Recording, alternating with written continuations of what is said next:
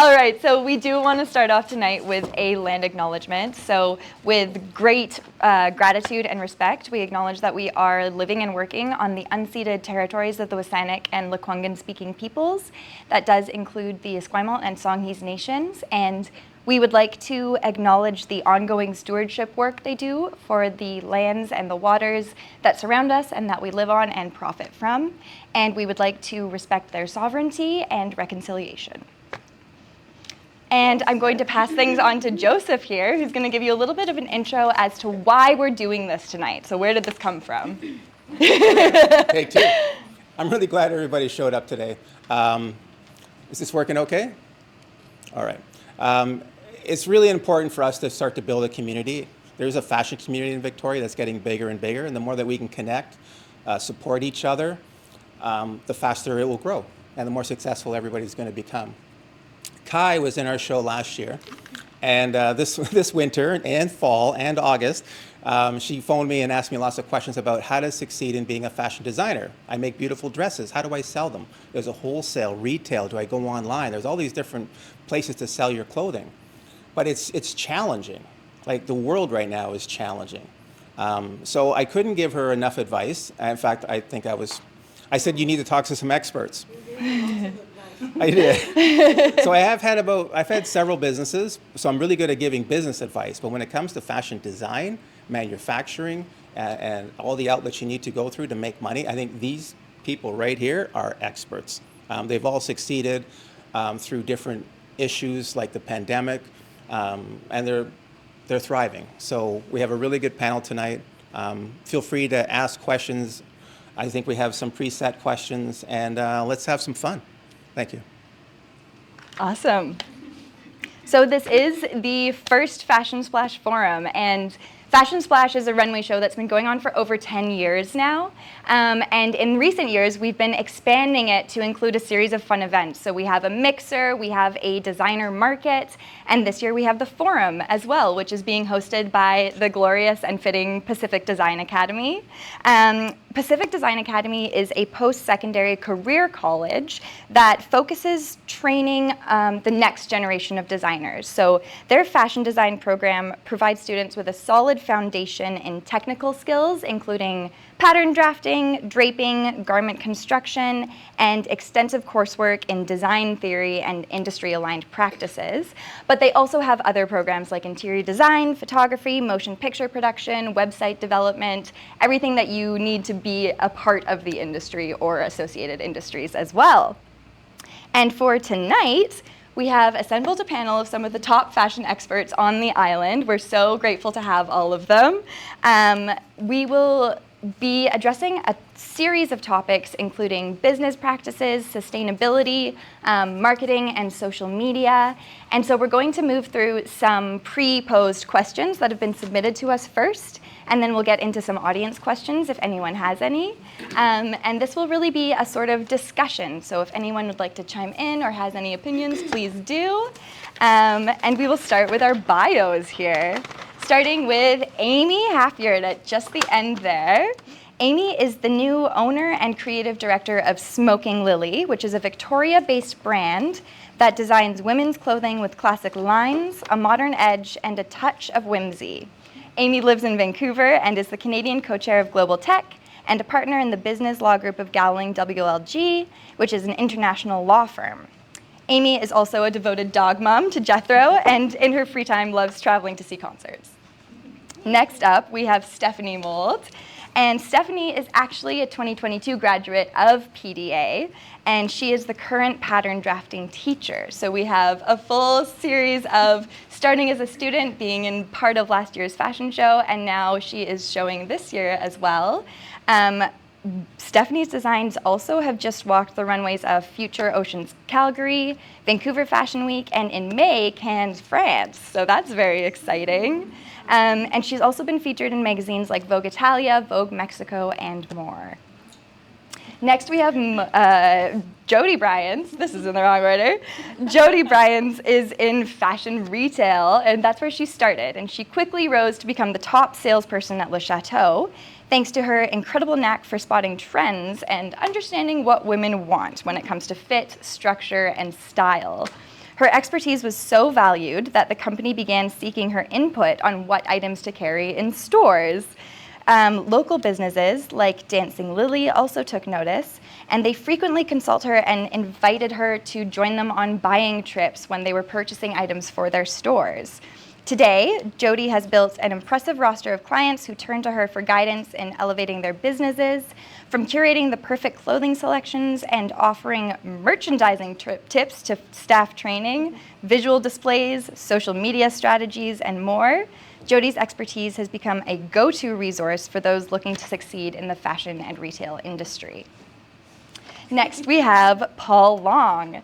And Paul is the president and founder of Anian Clothing, and he has spent the last decade focusing on circular fashion and supply chain management. With a simple idea, he started Anian, and it was that the clothing we wear should not harm the places we love. Anian has stores in Victoria and Vancouver, and they have a third opening in Calgary in the spring of this year. And lastly, we have Mona Elliott. Mona is a passionate marketer and website designer with over 5 years of experience, and she helps businesses and individuals bring their brand stories to life by enhancing their online presence and exploring the essentials of web design, social media, and brand identity. With 25 years of combined business and sales expertise and a background in entrepreneurship and art, she blends creativity with strategy to deliver impactful digital solutions. Her journey, from owning a West Coast art gallery to building brands online, fuels her commitment to empowering others to achieve their goals in the digital world. And that is our panel. So I'm very excited to have such a wide range of experts in our fashion panel today. I think we're really going to cover some important ground when it comes to how emerging and established designers can get their clothing into stores, how you can make those connections, dealing with supply chain issues, and then lastly, how you can incorporate sustainability into all of those practices, because the future is really moving in that direction. So our first question that we're going to start out with is going to be addressed to everyone, but we'll start with Aimee at the end here. And that question is, how did you make connections in the industry when you were first starting out? So I think I'm a bit unique in that I didn't start Smoking Lily. I purchased it from Trish, who built it in the 90s, and I actually came across the business then. So I think for me, it's sort of making the connections now that I'm entering into the ownership world of a fashion brand. And what I have found is that Victoria is very friendly. And so really I've had the benefit of a lot of people that work with me that have been in the industry for 15 years or more, a lot of them at Smoking Lily.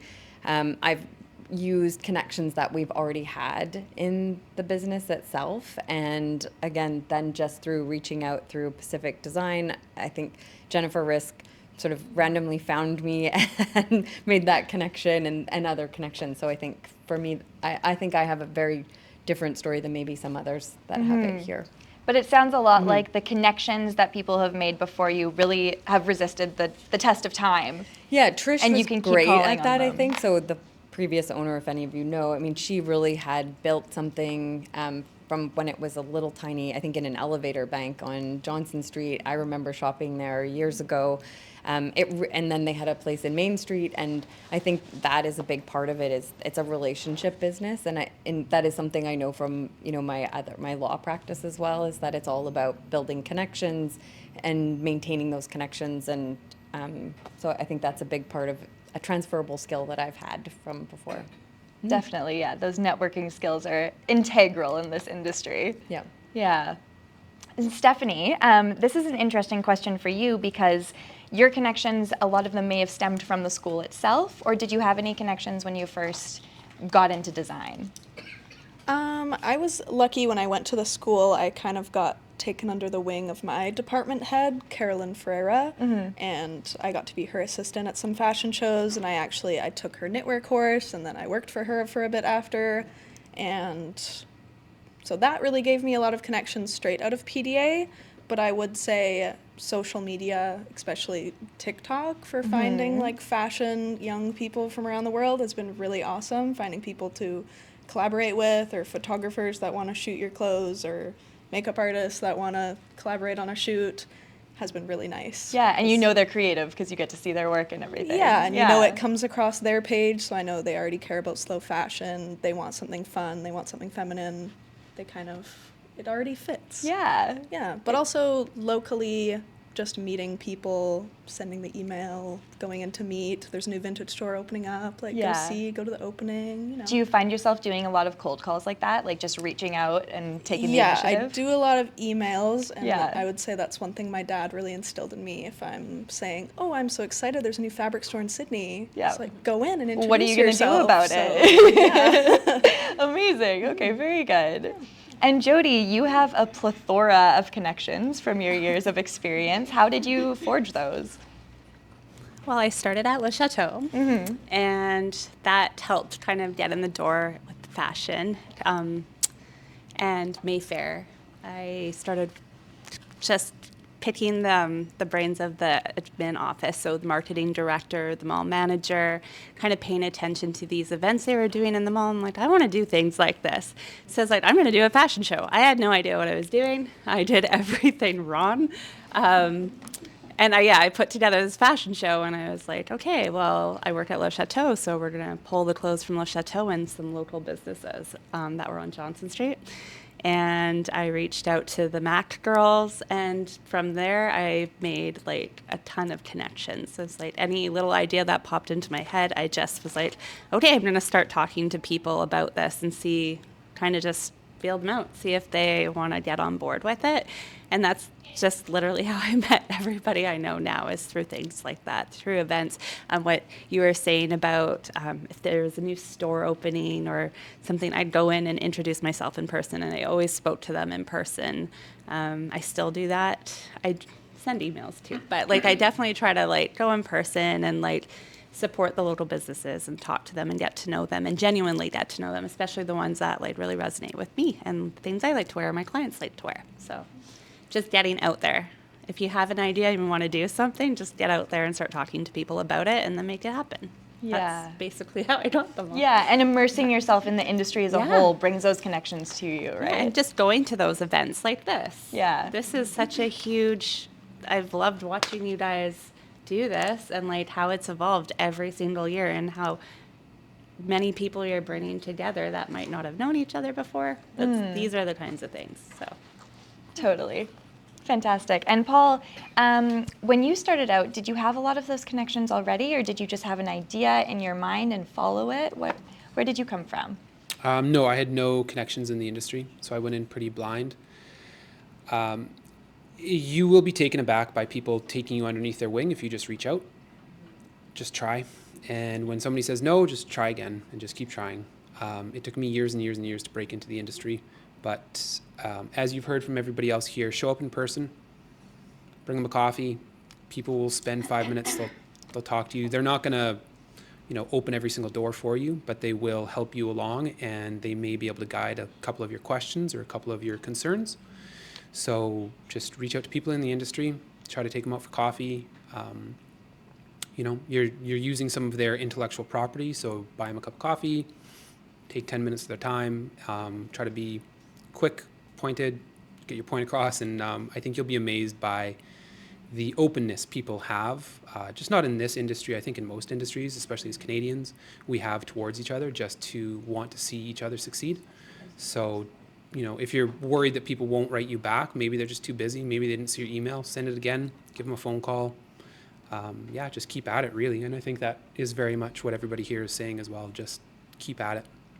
Yeah, persistency is key. Totally. And Mona, I know you're a master of networking because I found you through networking, so here we are. It's true, I do show up everywhere. But that's how it's done, so really getting your foot in the door, literally.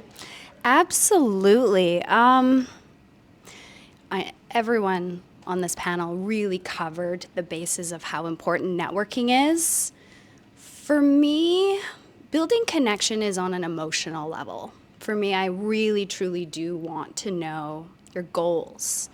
Like, how do you want to achieve them? Where are you going? And how can I help and be part of the journey? Because to me, it is the emotional connection. And I think when you are sharing your story and you're sharing what you're doing, people are going to connect to your story and want to build the relationship with you. And all of a sudden you're in this partnership. So I think it's important that when you're networking, you're listening, because people will tell you. They will really tell you what it is they want to do, who they are, what their goals are.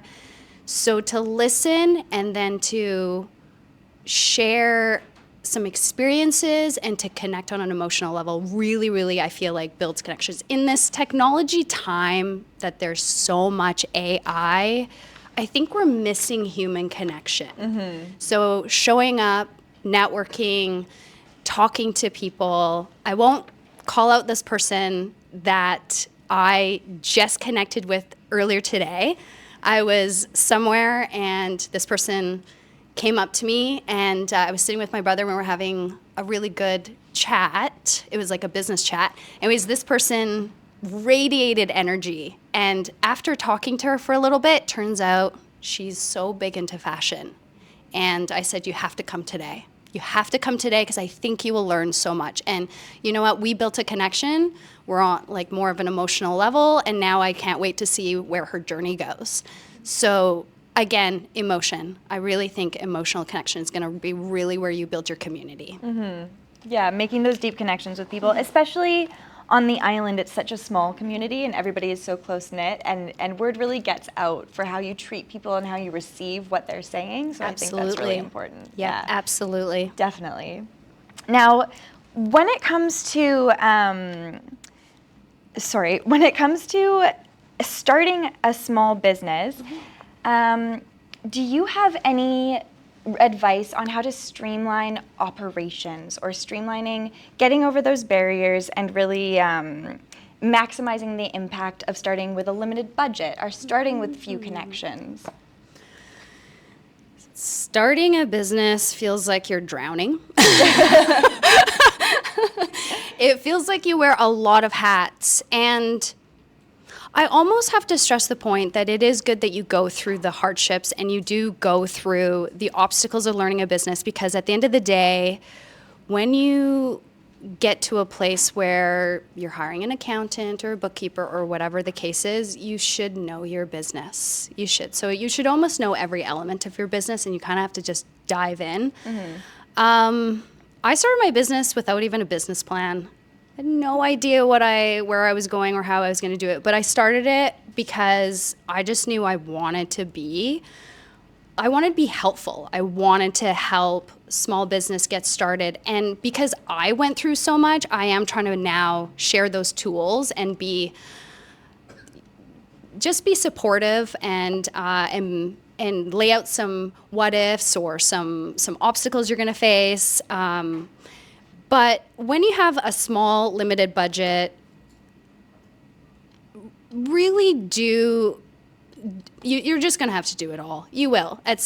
You'll just have to do a little bit of the elements of starting your business. But when it comes to marketing, if you're gonna want to spend a little bit more time on the marketing of your business, you'll have your craft, you'll have your designs, and then it's the marketing and going to places like social media.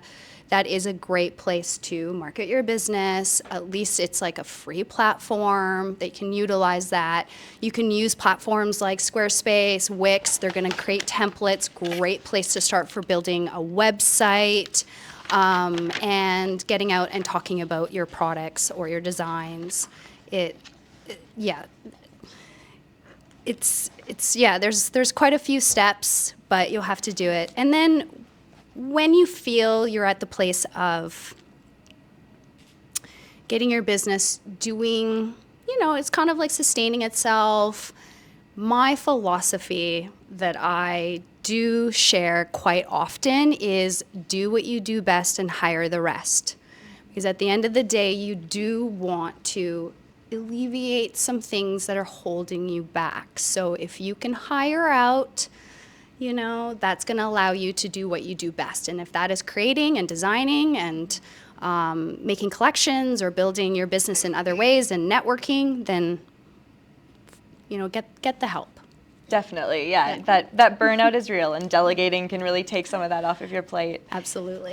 Paul, when you started out, would you say that you wore all of the hats as well, and then you jumped into more of a delegating mode, or did you assemble a team when you first started? Nope, it was me. Okay, it was all you. So we have about 35 full-time staff on payroll right now, not including our sewers, who we are their 90% of their business, and there's about 45 people that we have sewing full-time. All of this started from doing it's like that movie, Everything All at Once, where it's just mayhem all the time, and that unfortunately is going to be hammered into you as you start a business, because you have to do everything all the time. You have to be everywhere all the time. I described it as every night was Friday night, every morning was Monday morning, because every night you have to go out, you have to meet with people, you need to go out for drinks, you need to have your connections, you need to do all of that. But then Monday morning, every morning you're waking up and you're doing your accounting, you're doing your bookkeeping, you're doing your APs, you're doing all of that sort of stuff. You're doing your 5-year, your 10-year, your 3-year, your 1-month plan, all of that sort of stuff. And you're just trying to take all of that in and make a educated guess on what tomorrow will bring. Do it because you love it. Do it because you find enjoyment out of seeing a idea come into formation. I think if you're doing this for money, you may be doing it for the wrong reason, because I think there's a lot of easier ways to make money. So, you sort of need to find your special place in your heart on why you're doing it and focus on that, because at a certain point in the nights and in the mornings and in the days, that will get you through when no sane reasoning will. I still wear all the hats. I'm still cleaning toilets, and I'm still doing bookkeeping. I'm still doing design work, and I'm still doing manufacturing layouts. I'm still doing all of that sort of stuff. I have hired out as best I can. But of course, people get sick, people move on, people do this, that, the other thing. And as you mentioned, you do need to understand all parts of your business. So I call it barstool math. If you can't tell me where your income is on a bar napkin, you don't know enough about your business. So despite the size of it, despite the intricacies of it, I can tell you probably really closely where all of my money coming in and going out is going, very closely. And if that doesn't show up on a small bar napkin, you need to dive deeper into your logistics, because at the end of the day, it'll be the logistics that save you, because you need to make sure that your margins and your supply chain and all of that stuff is secure, as we have seen the volatility of the last 6 years cause mass disruptions. So yeah, I think you wear a lot of hats. Definitely, yeah. And then get into the delegation after the fact. Yeah. I do have a question for Stephanie here. And that question is kind of speculative. And it's going to be, with the rising costs of commercial rent in Victoria and the decline in brick and mortar storefronts, how would you suggest that designers can best position themselves for sales in the modern economy? Definitely online. Yeah. I mean, personally, my target audience is not a person in Victoria. Yeah. That may be what I wear. That's why I have 3 Anian coats.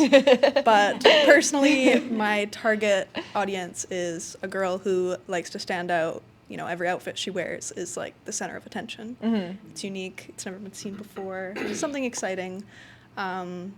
So I kind of don't really sell in Victoria. I don't really think a brick and mortar, at least in Victoria, is really ever in my plans. Mm-hmm. So online is kind of the best way to reach all at once, especially with social media. Social media is great. Yes, we love a free platform. It shares it for you. It finds your demographic. They're tracking you. They're tracking me a bit too well. My ads are a little bit too targeted and tempting, but yeah. So just utilizing online things I have my own website, but I also will list things through Depop sometimes. It promotes it itself, that 10% fee, but it markets and it sends it, shows the people that they think will like it, and it usually works and helps. And especially when you're just getting into the market, right? So reaching the most amount of people possible. Mm-hmm. In the start, really that 10% fee is a lot nicer than paying $200 a month when it's your first month. You don't even know if you're going to sell 200. Yeah. So I'd say starting with the little fees and sites like Etsy that take the fee are a lot better at the start rather than just going straight to your own website. Yeah, that's great advice. I like that a lot. When it does come to audience targeting and really finding your target audience, it sounds like you found yours online and through the algorithms. Jodi, would you mind expanding on how one could effectively communicate to their target audience and find where they are and really hone in on who they're looking for? I think, again, it's social media and just the networking.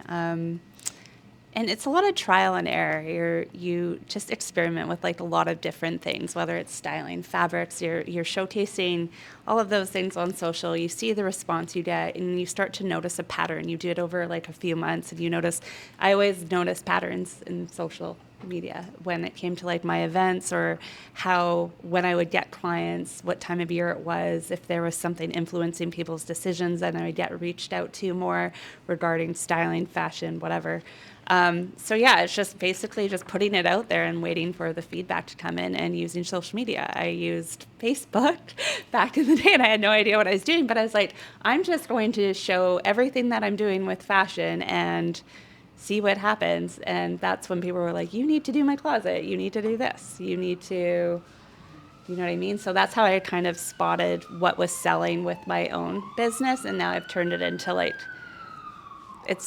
there's like a bunch of different things under the styling umbrella now. And that's how I figured it out. I just put it all out there on social and noticed patterns and relied on feedback from people that way. And that turned into sales. Absolutely. And really, yeah, it sounds like taking advantage of what social media can do for us, reaching the widest range of people possible right now, especially on a small island. Absolutely. And I'm not somebody who likes to put myself out there so much. So one of the things I really, really focus on is, and my dad kind of instilled that in me, he didn't ever advertise, but the people who found me, because I'm not like the easiest to find on social media either. I'm working on that and putting myself out there more. But the people who find me are serious about working with me. So I find that actually cuts out a lot of that like back and forth, negotiate, like all of the stuff I hate. I hate all of that stuff. So like people who find me, I know they're serious about working with me. And I actually like cut a lot of work out by doing it that way. And so it kind of makes me more money, and that's like spending all of this money to get myself out there on every platform and it's like, or having my own website. Yeah. So word of mouth is so important because, especially in Victoria. So all of the things I've done here have been, especially the last year, all of my contracts were because word of mouth. This person heard or had a good experience with me. They passed it on. They saw what I was doing on social. They're like, oh, that girl can do that. Okay, maybe we should have her do our event or whatever it is. And that's just kind of how I did it all. Yeah, that's fantastic. And it's so the easiest way to do it. It sounds like really using your creativity and using your passion for fashion and putting yourself out there. Well, it's not even just fashion. It was lots of different things. And I didn't know, I'm like, well, I like doing this. And I like styling, set design, or I like doing events and coordinating events. There were so many different things I loved doing, so it just kind of, I just did it. Yeah. Even if I didn't know how to do it, I just figured it out and failed a lot or had the words no, or people say no to me like 1,000 times before you hear a yes. You just keep going. So just putting yourself out there, not being scared, and that's the only thing I do. Jumping in. Fully. And like the most important thing is just whoever you're dealing with, whatever client, is creating a very like Mona was talking about, like an emotional connection, a very genuine experience. Like people can tell if you're doing something just to do it. I can see that from a mile away, and I won't work with anyone like that. I won't hire anyone like that. People are just showing up to show up. Like I want people who like love what they do, whether it's like an artist doing something for me for a staging project or whatever. Like I want that person to be like so in love with what they do, and those are the people I want to work with. And if you show that, then they just come to you. Absolutely, yeah. Part of that industry and everyone knowing everyone else. Yeah. When it does come to the balance between that creativity and the commercial success in fashion design, Aimee, how would you balance those things? How would you balance your passion for fashion and the creativity that fuels it versus really being successful as a business? Right. Right now, I'm not very balanced. I have 2 full-time jobs, which I sort of got into this. I started out actually really loving fashion. So when I was in high school, I designed a lot of clothing. I used to go on tour and follow the Grateful Dead, and sell clothing. And one of my dresses made it on the front page. It was really fun. My parents, it was either I'm going or I'm going. So here I am at 16. I'm going and I'm going to sell this clothing, and I'll call in if you are okay with it, and otherwise I'm going. So, but yeah, and I remember seeing one of my dresses. There was something happened in St. Louis, and there was an accident, and so they had a picture of sort of like the people at the concert, and they were like mellow as a cello, and on the front was this dress that I had made, and I was like, oh my God, this is so amazing. How cool is this? And I loved it, and I have always loved fashion. And like when I was working in university, every ounce of money that I got would go into buying and supporting Canadian artists or making my own stuff. And so I've always kept that through. But then I got into a practice in the practice of law, and eventually one day, people would always ask me, if you were not a lawyer, what would you be? And I was like, I would be in fashion. I don't know why I didn't do it to begin with. And so when this unique opportunity came up where Trish was transitioning out, she wanted to retire, and I was thinking, what's this next thing going to look like? Like, what is the thing that ignites me? And don't get me wrong, I love working with my clients. I like my other part, but this really like sets me on fire. And I love being in Victoria and working with the team. And so I think that's the thing. It's sort of, I've inherited a business that I purchased, but I've inherited what I would call sort of a legacy from that. And so for me, the commercial success now has to change a bit for me to sort of help it evolve into what I want it to be. People have lots of opinions. Lots of my friends are like, oh, I remember that. Why don't you start doing these things again? And I think part of it is I just have to be driven by the things that I love and that I think our customers will, and it will happen. And part of it's, we have a bit of brick and mortar. We have online. I think we have to grow a bit in terms of also of, figuring out how to target people. But I think that balance is, again, not focusing entirely on the money. It's not about that, but you also have to make sure that you are making money. So I think that's a big piece. It's like having the passion, feeling fulfilled, not getting run down, and it all being about money. But on the other hand, it has to be commercially viable. Yeah, so really it has understanding. to fill your cup, plus it has to pay for filling that cup. In some Yeah. way. Yeah. Like Paul was saying, you really have to wear all those hats of the Yeah. designer and understanding the logistics of how to run a Yeah. company. Yeah, for Yeah. sure. I think that's really important. And I do, like, just what Paul said is, even though I have staff and people are doing things, and I took the first 6 months, I've been really focused on costs and how things get, so I know what the bottom line is. And but yet I'm not so focused on like every penny. I think that's another thing, is understanding where it's important to spend money and where it's not. So. And at what time, like Stephanie was saying, Yeah. big fees versus a little transaction fee is going to make a big difference at the beginning of a business versus when you're established and you have your online store and then you're just going for those sales. Right. Yeah. Yeah.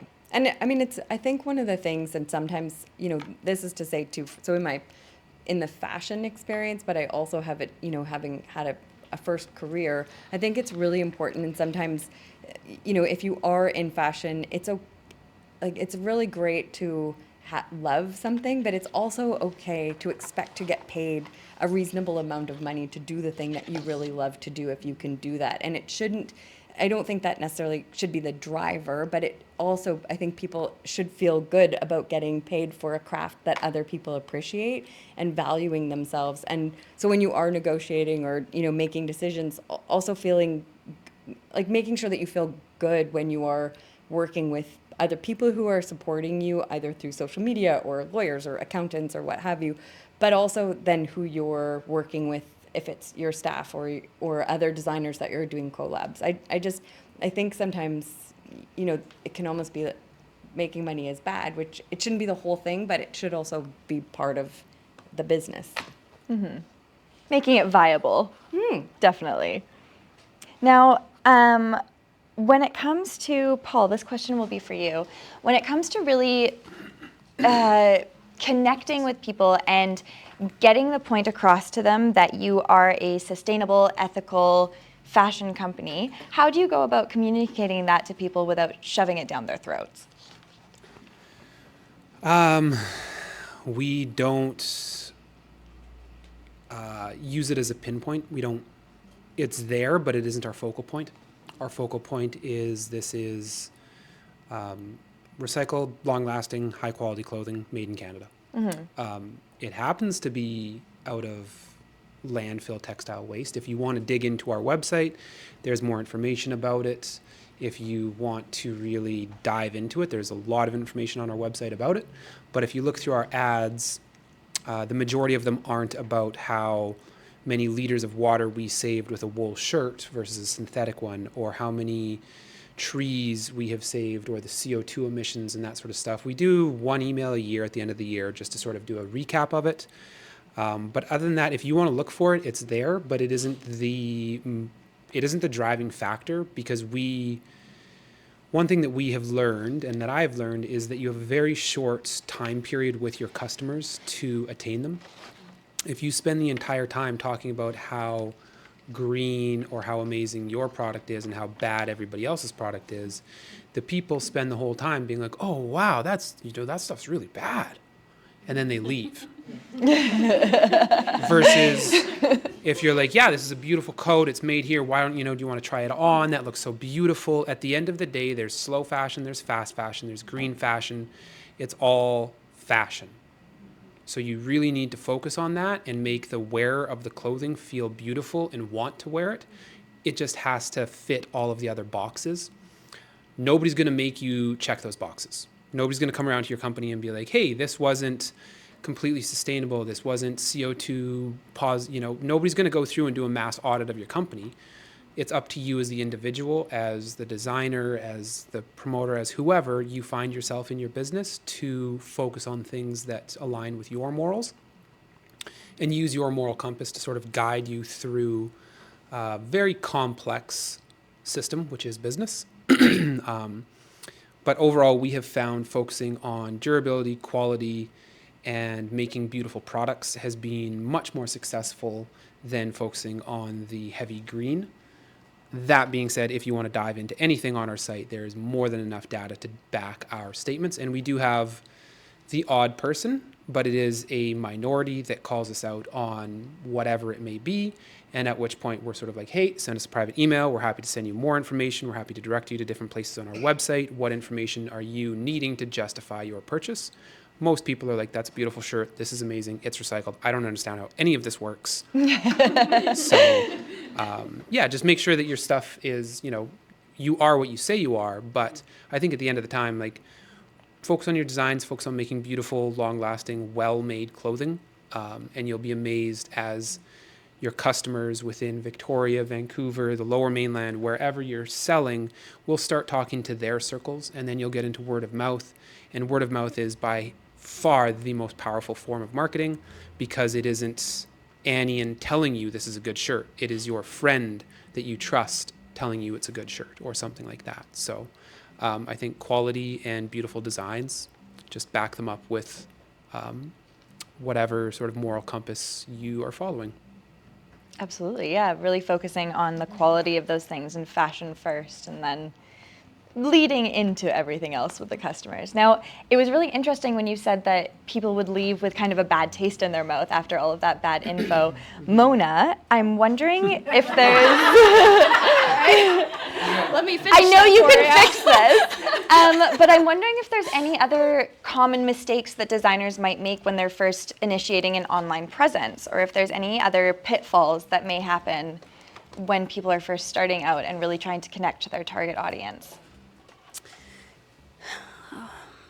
Well, Paul said it so well.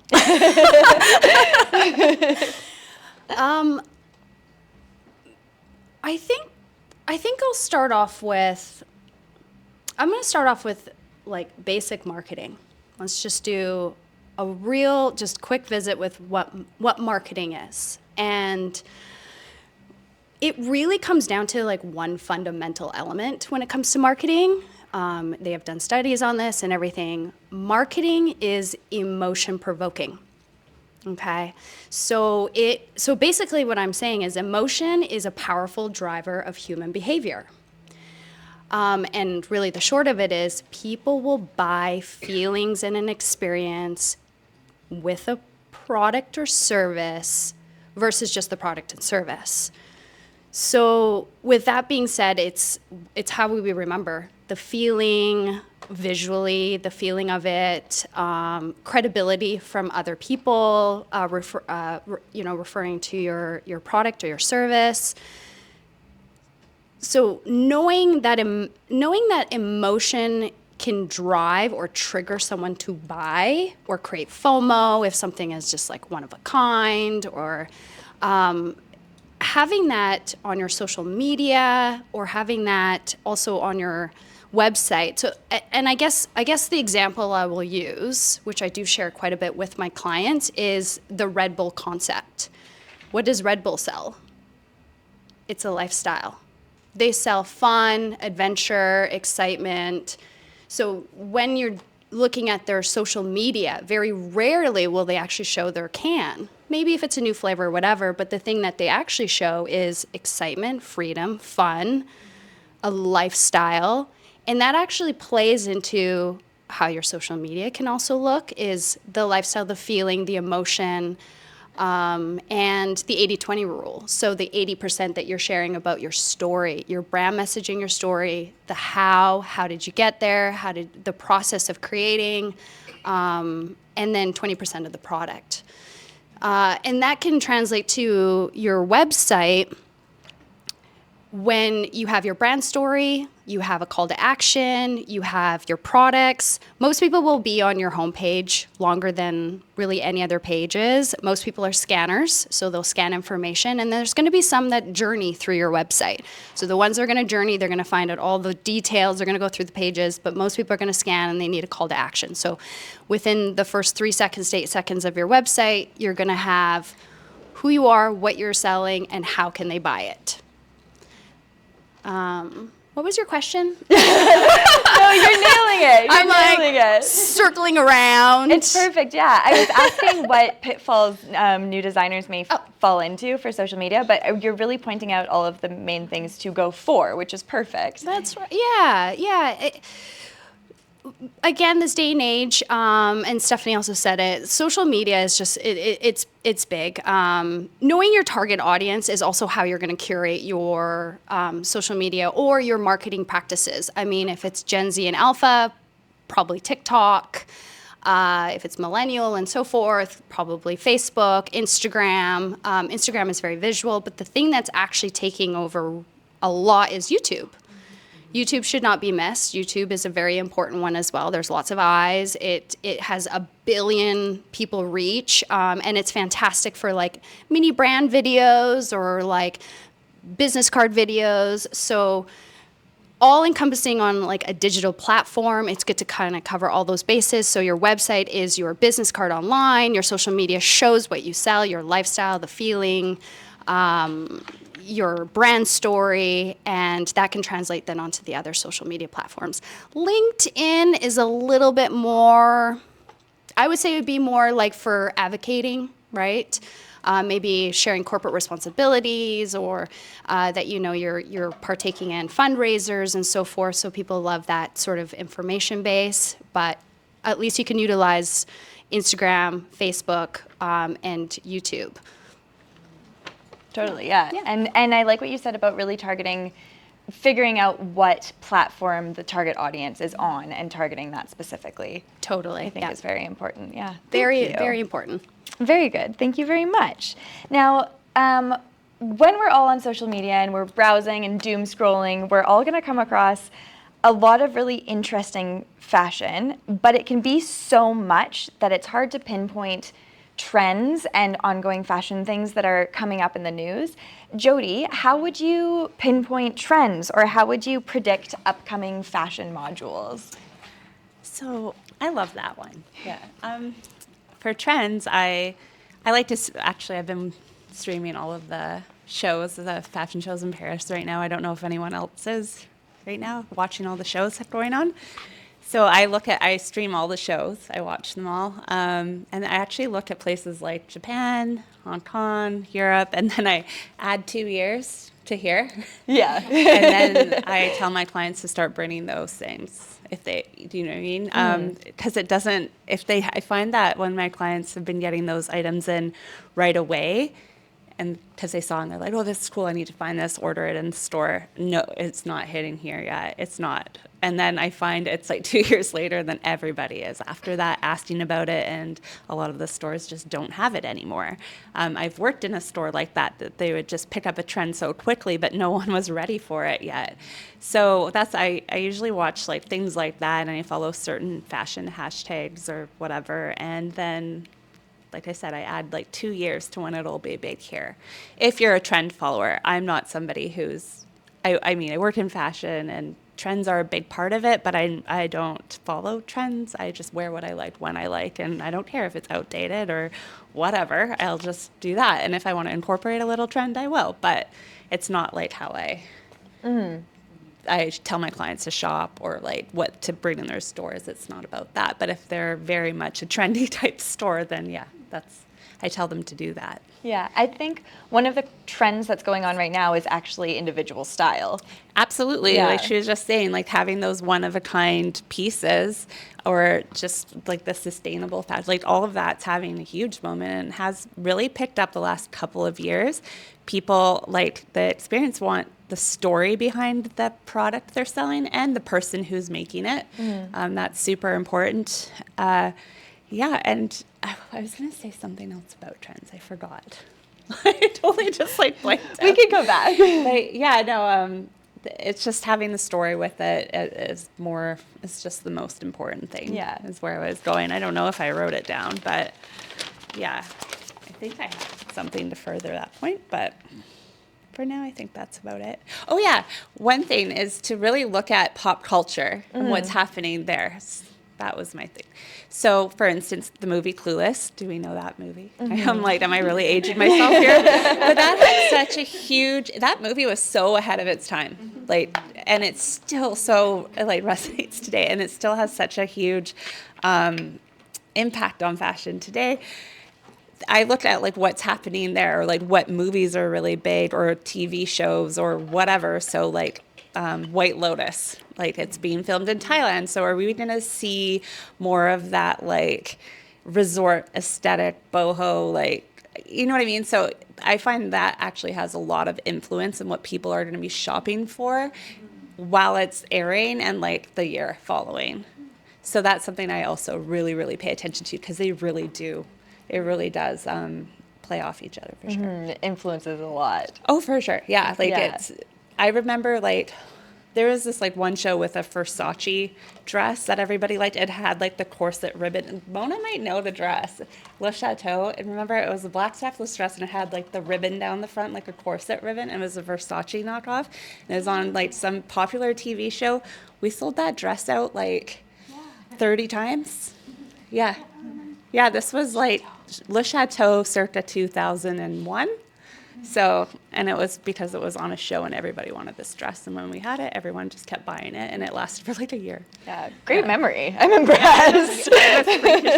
Memory with like, it was, we all had it. I had it. I wish I still had it. Yeah. Yeah. Amazing. So yeah, those are the things I look for. Sorry. No, that's excellent. That's perfect. Thank you. Now, I am curious when it comes to trends, either following or avoiding. Aimee, what advice would you give to new designers as a purchaser when they're looking to define their unique style in the fashion environment? So rather than following trends, what are you looking for when you bring a designer on?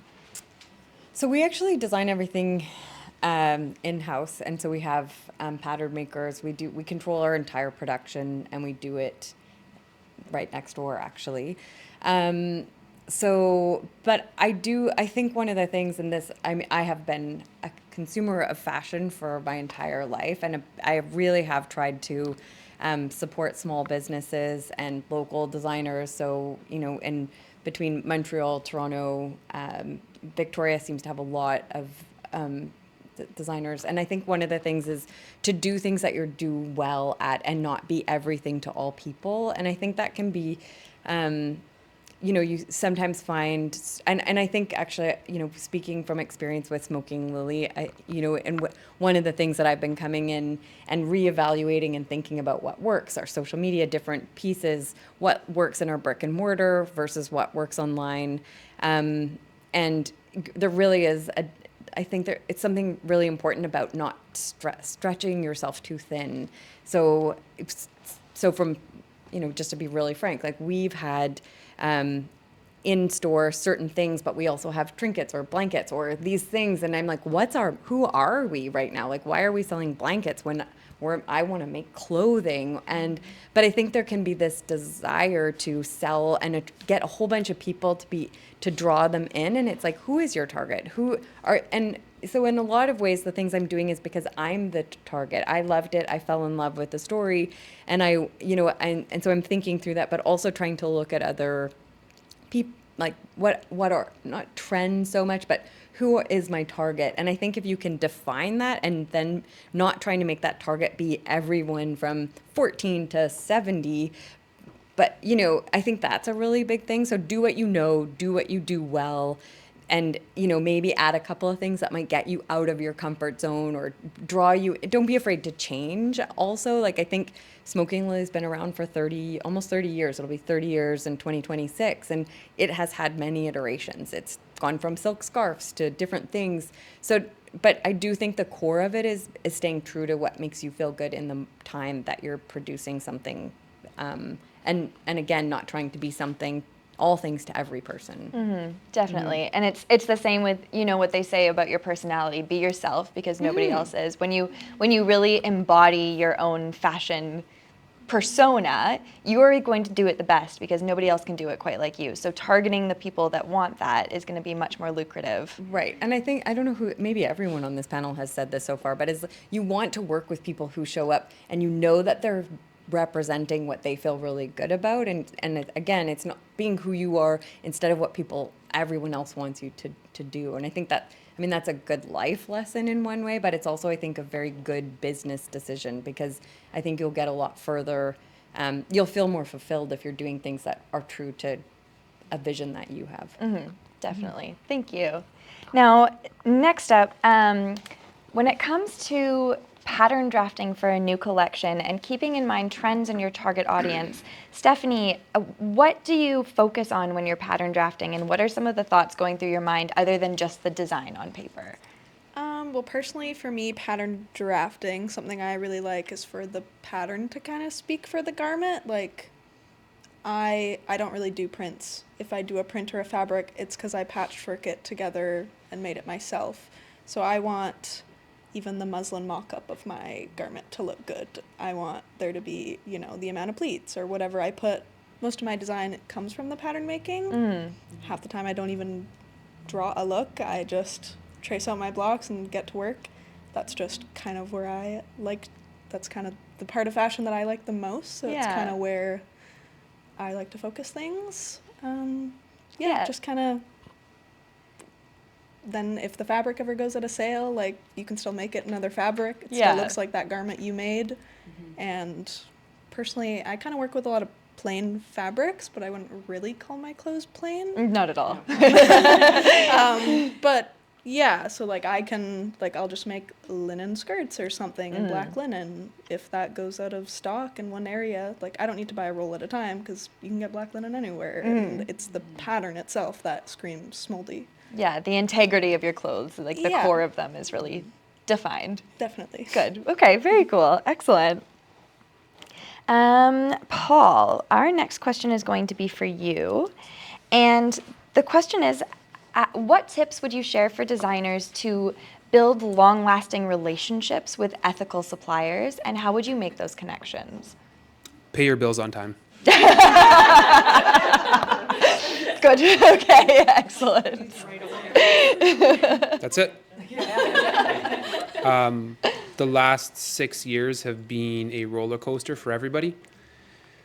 Hard times make long-lasting relationships. Easy times make short relationships. So when the economy's easy and everybody's cruisy, nobody minds if you're net 30, net 60, net 90. When a global pandemic hits and everybody's shut down, if you pay your bill on time or early, you will have a friend forever, because when times were tough, you stood up for your supply chain, for your relationship, and for that vendor and that supplier. As Anian, we are a very complex supply chain. We do make sure that we pay everybody on time and in full. If you do that, you will be amazed how much people will just simply respect you because you said what you were going to do and you did what you said you were going to do. Today, that is becoming rarer and rarer. So, yeah, just pay your bills on time. Got it. Very straightforward. We all like getting paid. It makes sense. Totally. All right, Mona, do you think that,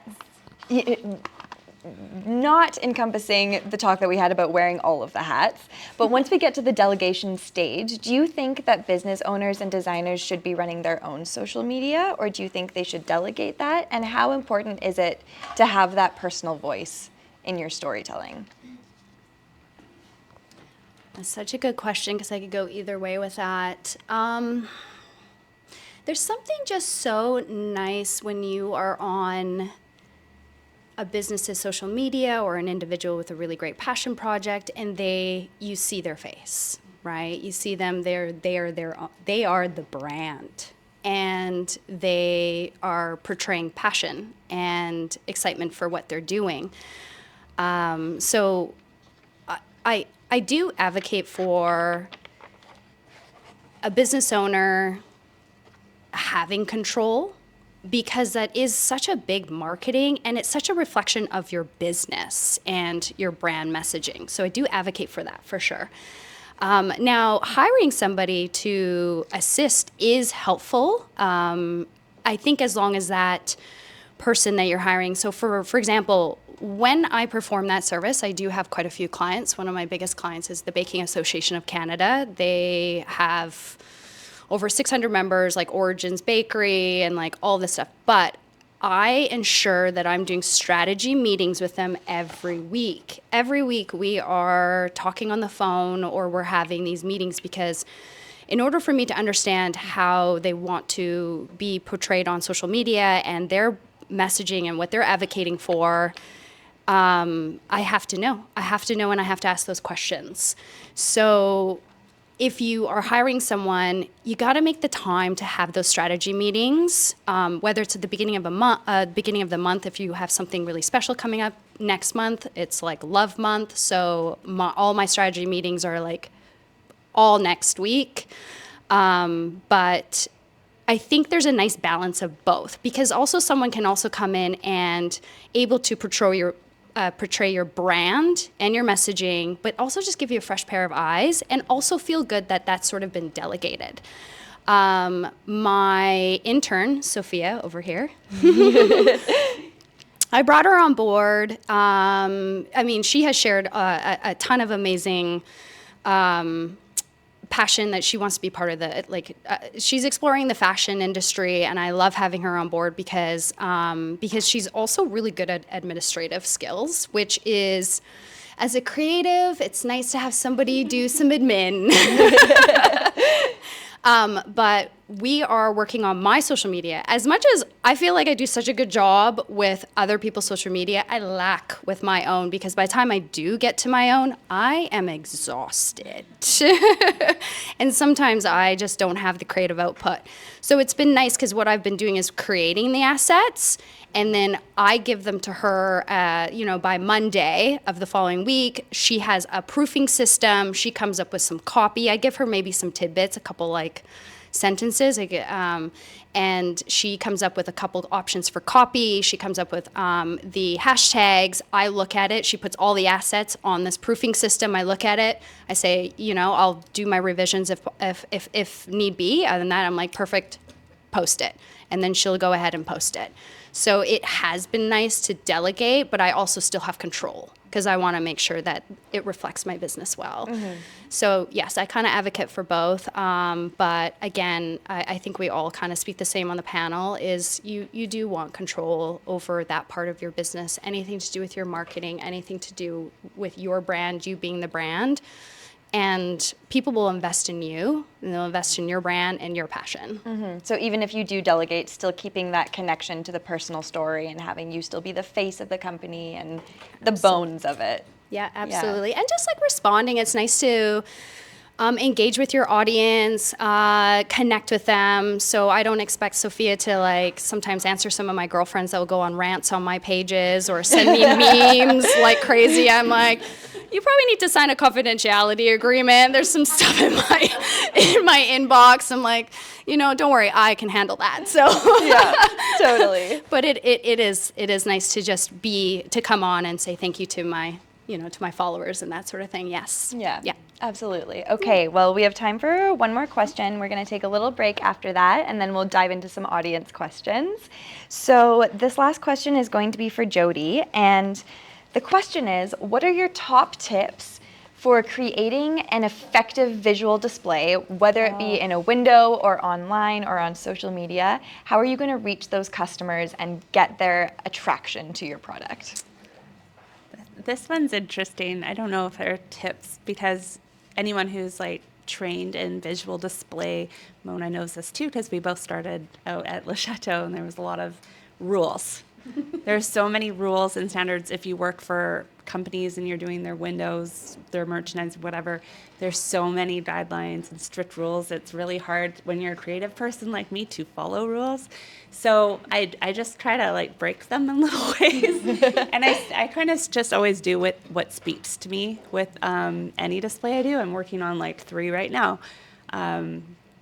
So some of my favorite tips is I just kind of look at like what's going on around. Do I want to like evoke some sort of emotion? Do I want people to feel happy or like do I want people to feel more moody and like want to take really cool photos? So I look at like the mood I want to create. I always personalize it some way. I look for these like little ways to personalize and add like the little details matter so much with styling, with mannequins, with display, with staging, all of it. So no little detail should be overlooked. Those are the things like that make the biggest impacts. Those are the things that people notice, even if it's not the focal point of your display. For instance, like I use a lot of bows on things in styling or ties or whatever. There's just like little tiny things, and I usually add those with accessories for fashion displays. I use a lot of local artwork, local artists for my bigger visual displays.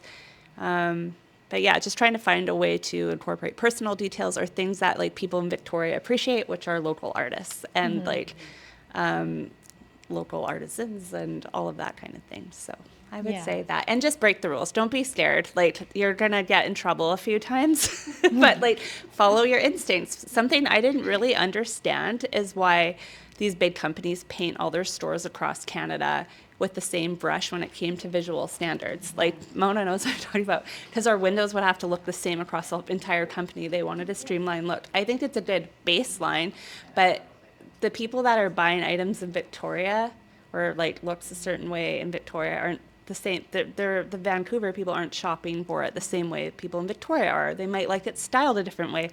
So you kind of have to like know your audience. That's the most important thing, and who you're displaying for, who you're doing the display for.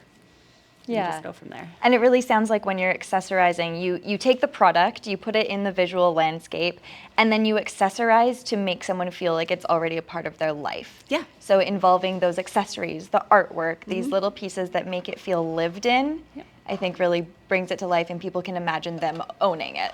Absolutely. Yeah. Like you have to, you're basically creating the story for them. So if I'm staging a home, I've staged a bunch of homes a few months ago, you're basically creating like a picture for them of what their life is going to be like in this home. Same with if I'm like doing a closet edit, I'm showing them how to simplify their life and how to make things easy through fashion and express themselves that way. You're just, that's where I don't know where I was going with that. You nailed it. But You got it. But yeah, you're just trying to reach your audience, and just knowing your client is the most important part of that. Fantastic. Awesome. All about that target audience. It's called a target audience for a reason, right? Well, exactly. And the one thing I can't stress enough is just knowing, staying true to who you are with your stuff. If it's not resonating with you, it's okay to pass on a client and pass them to someone else that you think might be a better fit, right? Like, I do social strategies for people, but if I think that there might be a better fit somewhere else, like Mona, I'd be like, hey, there's this girl Mona, she's amazing. You know what I mean? If I'm not clicking with that person, I don't just work with anybody now. I'm a little more selective of the projects I take on, because I was spreading myself too thin, and I think it's important to kind of match yourself with the right people and right clients. Definitely. Fantastic. Thank you. All right. We're going to take a short break, and then we're going to jump into some audience questions if there are any. So hang tight, and we'll take a little breather, have some water, and then jump back into it. Okay, we are all ready to jump into the audience participation portion of our evening. Does anyone have any burning questions that they'd like to start with? Yes.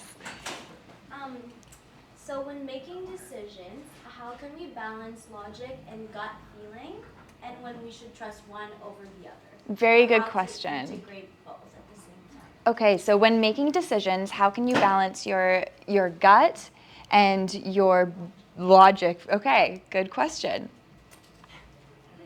I could probably. I'll take a first crack at that. I honestly think one of the things that makes creatives in fashion, I think, is just trusting your gut.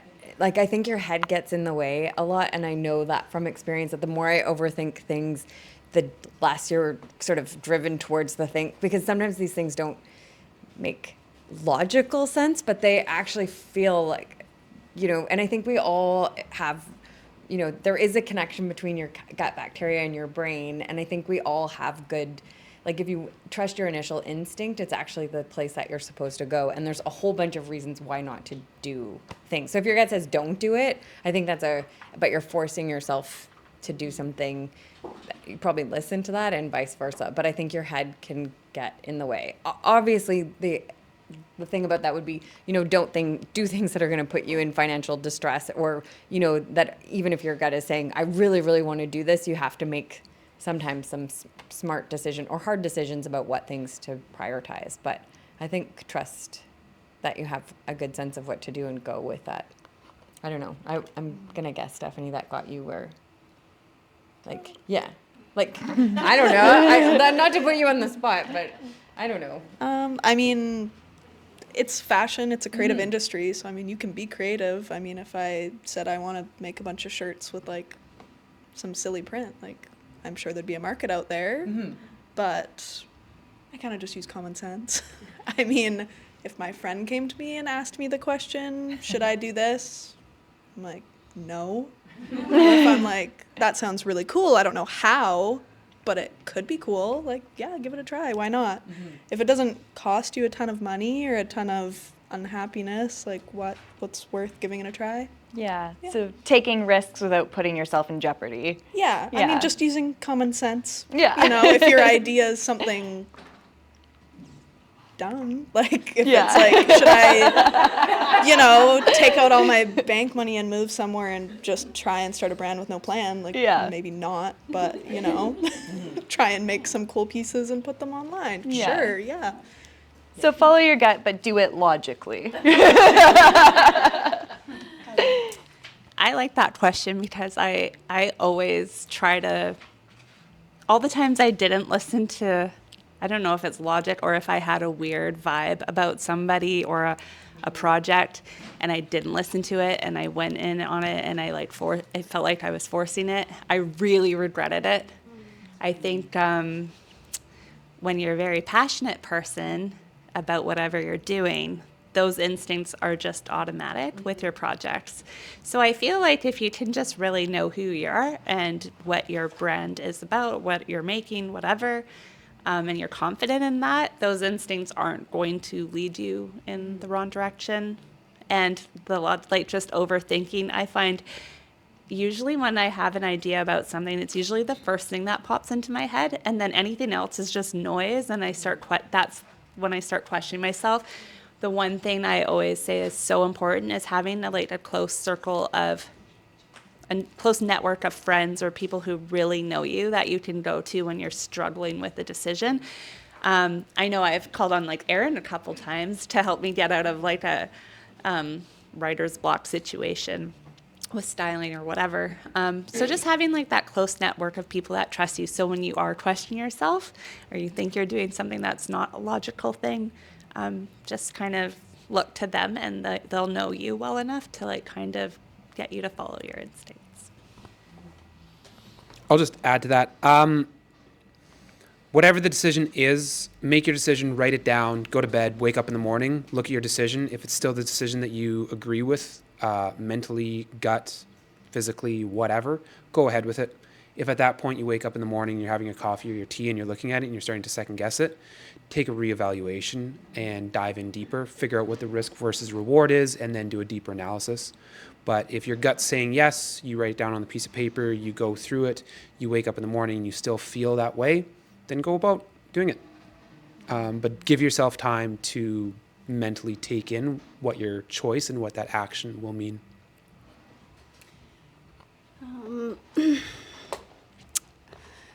I've made a lot of mistakes. Some very expensive ones. I don't really regret them, though, I do have to say. I think I got to where I am today based on some decisions where I did follow my gut, and I probably should have taken a page out of Paul's book and writing some stuff down. But at the end of the day, I think sometimes taking a risk, or I look at some things as happy mistakes. When I owned an art gallery, some of the artwork that I sold literally came from artists when they were angry. They were like, I don't know if it was thinking outside the box or there was some story to it, but sometimes happy mistakes can work. And trying things, I think, is okay. I do think, as a creative and you're a designer and you're out there and you're building your business, you are going to be taking risks all the time.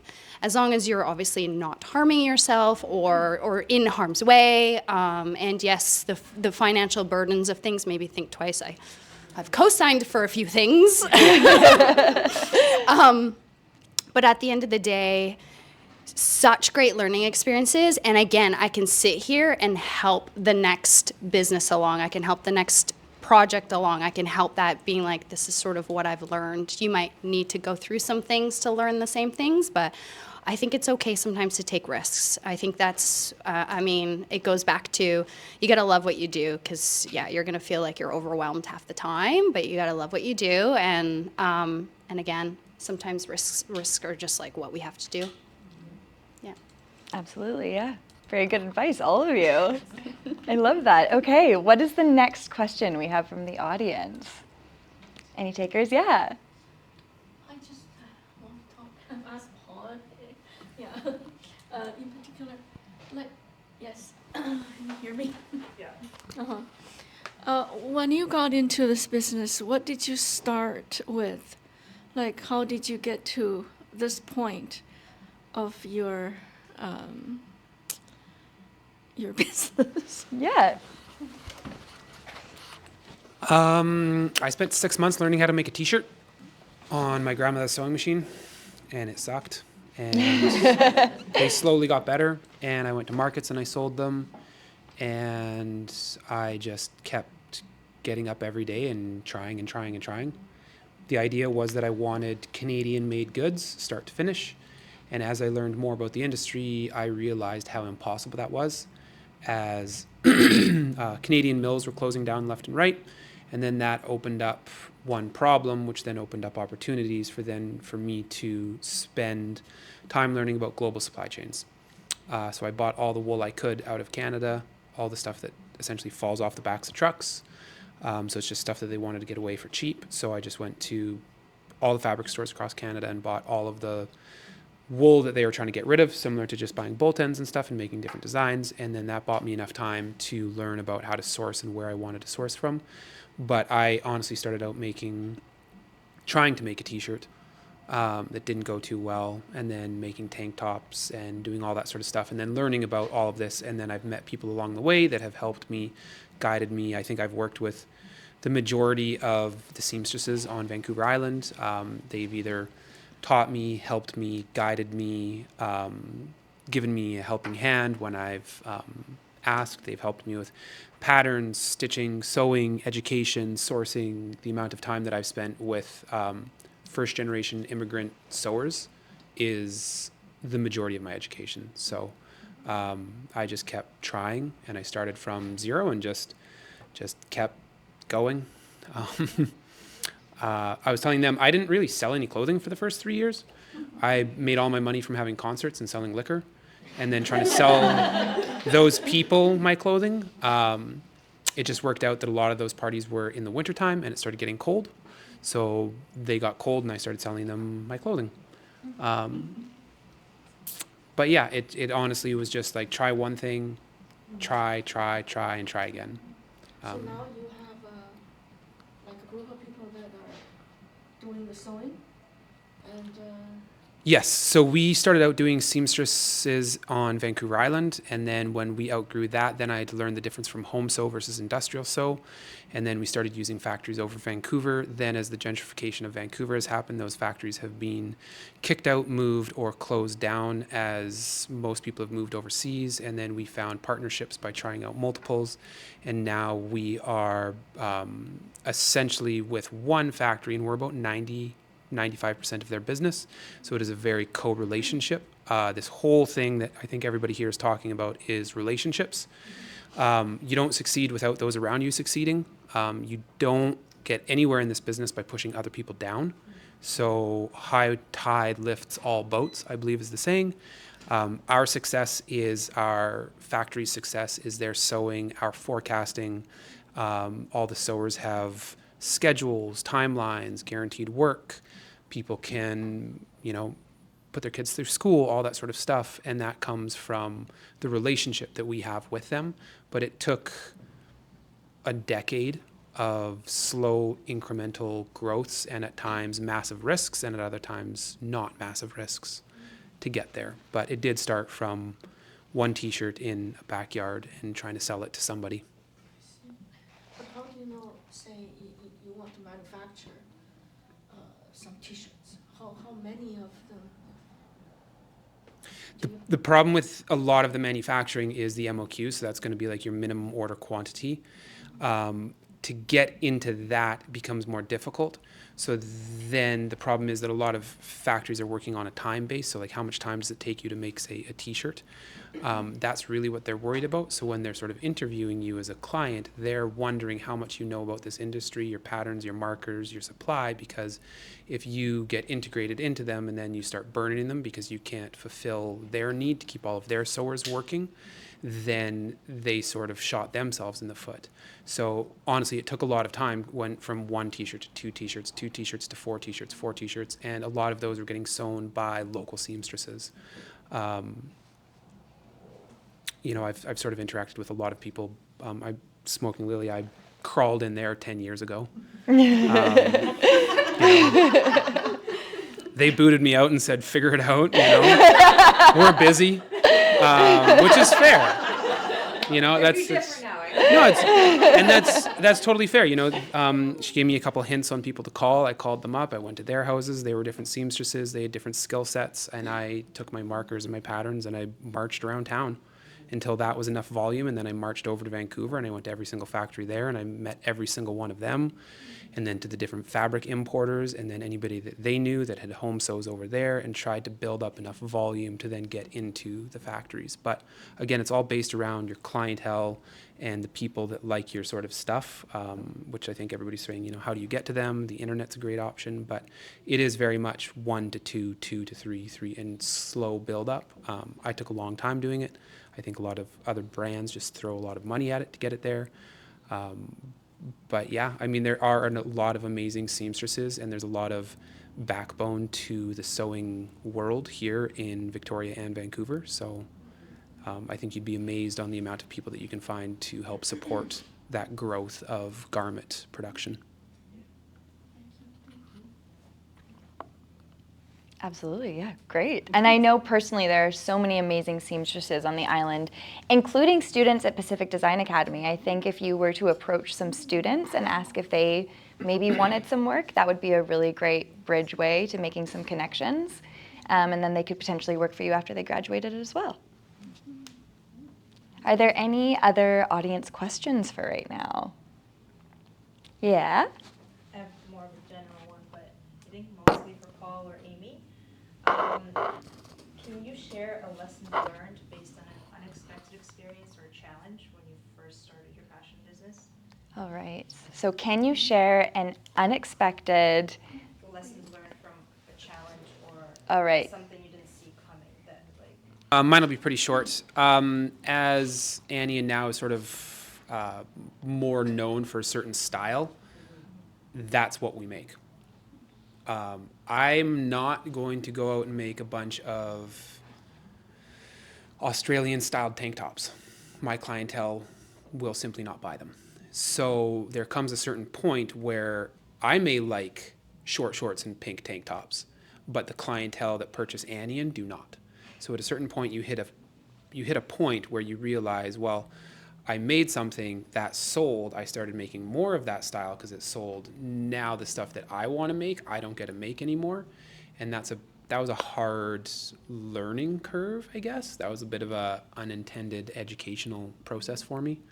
Maybe my style isn't exactly what the brand ends up being, but you really don't know because in the beginning you're trying out 10, 15, 20 things, you're throwing them at the wall and you're seeing what sticks, and then you're sort of following that down the rabbit hole, and then before you know it, you look back and it's like 5, 10 years later and you're like, wow, so this is what I make now. It doesn't always align with your own personal style, but that doesn't mean that it's not a beautiful design or anything like that. So That's interesting because I think I'm in the phase of can I transition a little bit? Like I'm coming in with a fresh look. So maybe in a year, if you ask me that, this might be my biggest surprise is that I had a vision of maybe wanting to do a bit of updates or grow or change, and that might be a big mistake given Smoking Lily has had dedicated followers for 30 years. But so this might be my surprise to come, my future. Yeah. We'll readdress this next year and see how things go. Food for thought. Yeah. I could probably add to something. Thank you. Something that I do bring attention to when it comes to owning a business is the partnerships you have with your business. So in lots of cases, you'll have, co-owner or someone that will invest in your business, or you partner up. The thing that I do always want to educate is defined roles. Really have defined roles in your partnership, who's investing in your business. As defined as you would have like staff down the road, just defined roles. What is your part? What is their part? And, another thing that I think is very important is an exit strategy. You don't want to think about the exit because you always want to you're a visionary. You want to evolve, but I think it's important to have an exit strategy. What does that look like financially, or if a partnership dissolves, or if you want to go out on your own, or whatever the case is. So just a couple of things to think about. You almost want to predict just in case. And then once that's outlined, especially in a partnership agreement or something along the lines, it does make it a little easier to evolve and grow. Yeah. Excellent. Yeah, very well said. Sapphire, did you have a question as well? I did, yeah.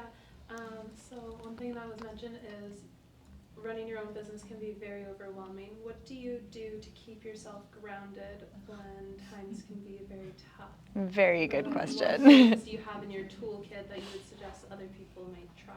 All right, so suggestions for what you may do to keep yourself grounded when times are tough. Who wants to start this one? Well, yeah, because with my work, it's different every single day. Every single project's different, so I don't get bored of it ever, which is actually kind of a problem because I can just keep going and never stop. But then when I do have that moment of pause, the one thing that does ground me, and it's going to sound really, I don't know, lame, but you might resonate, is I just go to the dog park with my dogs. I do. No, it's true. I figured this out. I was so stressed out on this project. I was juggling a bunch, and I was like, I just need to change the scenery. And I went to the dog park, and I was so happy. And when I left, I felt so much better, and I was able to continue my work and reach the deadline and make the deadline. And I was so stuck. So yeah, I went to the dog park and I played with all the neighbors' dogs and my own dogs. So I think it's just finding something that makes you happy, whether it's dogs or just hanging out with your cat or going for a walk or just spending time with family. One thing a lot of creatives do is they get so wrapped up in work, and I think we're all guilty of this, is they don't make time for their friends as much as they want to because they're just prioritizing getting their stuff done. And so if you can just make little time for those things or people that matter, it might actually help your work in the end. For a few things. I'm a workaholic. I work a lot. I know this about myself. And when I'm really passionate about things, but the things that I find are, I prioritize making time for things that I love. So for sure, my dog. I have a therapist that I check in with because your friends can't be your therapist. And I think sometimes, I think people are a bit afraid of, being an entrepreneur is really hard. And I think it's having that check-in is actually super important because it's someone that's a sounding board to help you navigate things that you might not even realize are things you need to navigate. So I think prioritizing your mental health is super important because it does get very stressful. It can be all-consuming. When you have staff, you're employing and you're responsible for people's lives. And even though they're responsible ultimately for how they spend their money or what they do, you're looking at it thinking, I'm employing these people. People are depending on me to make the right decisions. And that's a lot of pressure. I also try and do a meditation retreat or something where I just get out of, I'm off in the mountains or I'm off somewhere that's totally different. I usually don't go with friends so that I just don't know the people and I can regroup.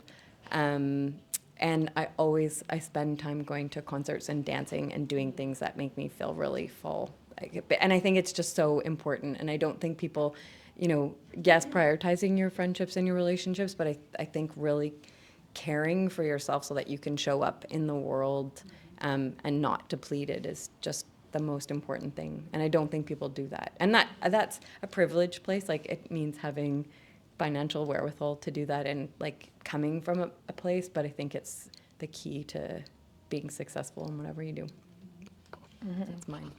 Yeah, no, both points are great. Just taking that time to kind of remove yourself from the all-encompassing part of things and get back to what really matters to you. Oh, for sure. Yeah. I think I just... Mm-hmm. Oh, yeah. Furthering that, and the dog park, of course, I just went through this burnout after a very busy holiday season. Holiday season's busy for a lot of people, but I was so burnt out in January. I didn't leave my house except to take my dogs for a walk for 3 weeks. I couldn't be around people. I couldn't do it and I had all of these project designs due. And I was freaking out because I had zero inspiration. I had no idea what to, it's writer's block, and I had no idea what to do. And then I went to Tofino for the weekend, and it was sunny, and I stayed at Hotel Z. I don't know if any of you guys have stayed there, but all my inspiration came flooding back, and I felt good just because I had a change of scenery. It turns out I just needed to leave my house. Because you just get so burnt out. You just don't. It's you need to recharge and you're scared to leave and interact because I don't know how to describe it. So just try not to get to that point. But if you do, that's just to further that, go somewhere in nature and just get away. And it's just, I was just gone for 2 days and it was the best thing I could do for myself. Yeah, I think as an entrepreneur, you almost feel guilty when you're not working. And so giving yourself permission to really take that time off and take 2 days to yourself is so important. And it gives you that reset in your brain that you need. Furthering that, there is this like, and again, I'm pretty sure we're all guilty of it, is the hustle culture. It's something that, like, I would say with so much, like, yeah, I've worked like 17 hours, like 5 days this week. And I did. I was working full time in retail. I had like my side hustle. I was also bartending at 2 different bars. Sleeping 3 hours a night, and just to like build what I'm doing now.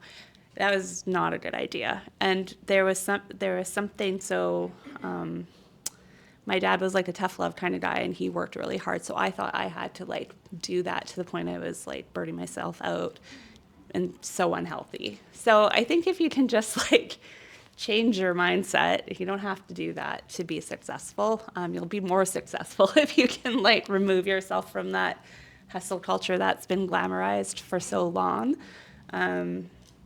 If you can find that balance, that's the tricky part. The work-life balance, definitely. I don't even know if it exists, but you can try. All right, do we have any other audience questions for right now? Oh, we do, yes.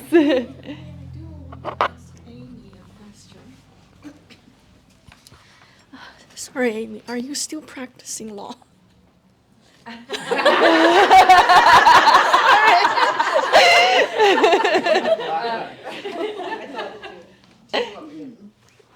Yes, I'm just wondering how you're making this transition, because I'm at, a point that I don't know where I should go.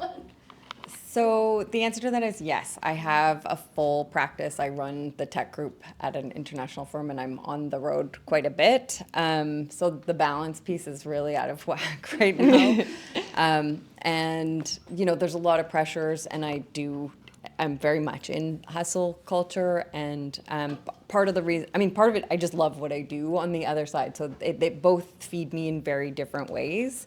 The other piece was I also wanted to give the business a chance for me to figure out just how I would integrate and let it run itself without having the pressure of me needing to, I just wanted it to see where it would go. But, so some days it's the trusting the gut, like the logic versus like, in some part of me is like, if I just did it, it would be, great, and we could see where it would go. And another part of me just really also needs what I'm doing right now and the other part of my life to make me feel fulfilled in being part of the Smoking Lily piece.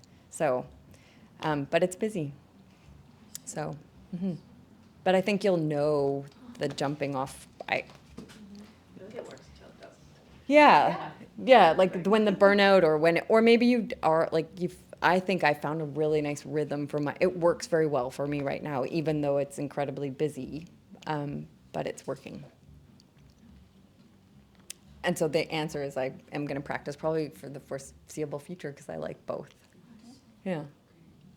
I think that can circle back to really trusting your gut and taking those risks as well. So doing what really brings you fulfillment while still being smart about it and stable and balancing those two. Excellent, yeah. Another question in the back corner here. Yeah, this is actually just like a follow-up little question from your question, and your name, by the way. What's the quote or mantra you turn to when things get tough, but not just like regular tough, like tough, like you don't know how you're gonna make this happen. You don't know how it's gonna work out for you, but you want this life for yourself and you know it exists. It's just there's that block. What do you say to yourself? Good question. I heard this quote the other day and I've been like waiting for a chance to use it. But it was like this Jubilee video on YouTube and someone said like, who inspires you most? And he said, the person I'm going to be in 10 years. Ooh, And that's such a good quote. And I definitely agree with that because if you're going to be thinking about your future, why not think of it being an awesome future? Like, why waste time on thinking about the worst outcome possible? I have a couple. One is on like one of those weird little tile things in my kitchen. I see it every day. But the one I got from a friend. Just trusting the process. When things are going crazy, and they do, especially with like the marketing events that I do, or just events in general, I'm just like, trust the process, Like, I know wherever this is going to end up is the way it's supposed to. And it sounds so cheesy, like everything happens for a reason, but it really does. And I trust that the really hard situations, like the really hard hurdles you have to jump, I just really truly believe that I'm going to come out on the other side. And I just tell myself to trust the process, as cheesy as it sounds. And then the crisis today is the joke tomorrow. Like, that's a big one, because in events and a lot of things where you're working with lots of people, there's always a big crisis, little crises. And yeah, they do end up becoming a joke. Like, later on, you're like, remember that time? And it was like such a bad situation in that moment, but you made it work. And that's just kind of where you're like, this sucks right now, but soon we're going to be talking about this. So I always tell myself that too.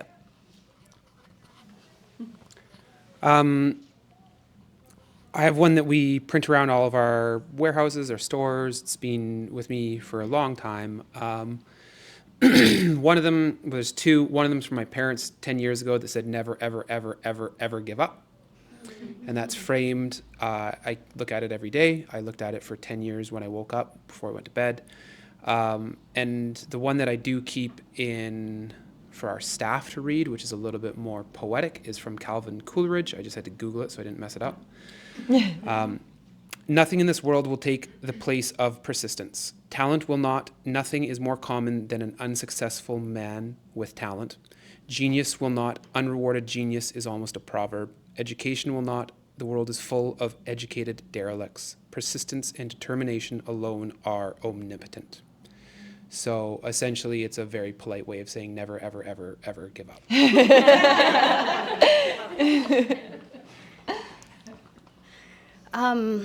The one that stands out for me that I say quite often if I go for a walk along the beach, or just having just a moment to reflect and just come back to earth, I always I always say in my head that when you ask for strength, the universe will give you challenges.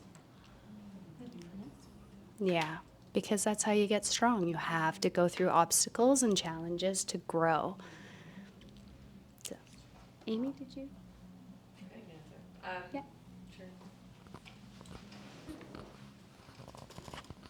I think it resonates like what everyone else has said, but it's pretty much, I've looked at some of the hardest times, and they are totally, completely transformative into like where I end up in the future. And I remember that. I think as I've gotten older and experienced that, like some of the dark, like, I don't know if they're dark, but they're challenging.